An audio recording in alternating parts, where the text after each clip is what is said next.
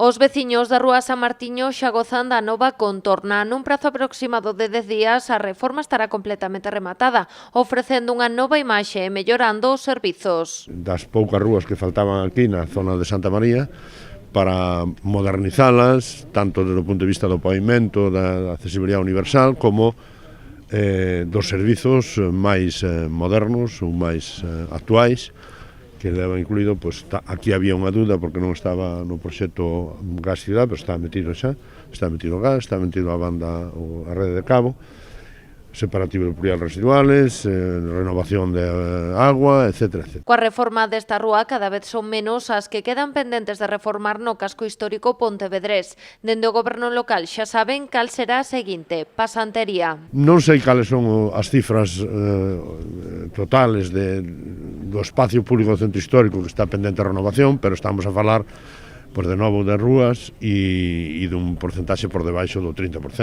de andar no 20%, que intentaremos seguir facendo a medida en que teñamos disponibilidade orzamentaria, non? Mais ou menos con certas prioridades. A próxima rúa que vai a ser Pasantería, que está mal. A Rúa San Martiño está na contorna do Campiño de Santa María, unha zona na que o Concello ten outra actuación pendente, a restauración dos restos da torre medieval que foron derrubados polas intensas chuvias no mes de decembro. É un proxecto onde hai un control, hai unha empresa contratada que se vai contratar, hai un control arqueolóxico e despois hai un equipo tamén de restauradores.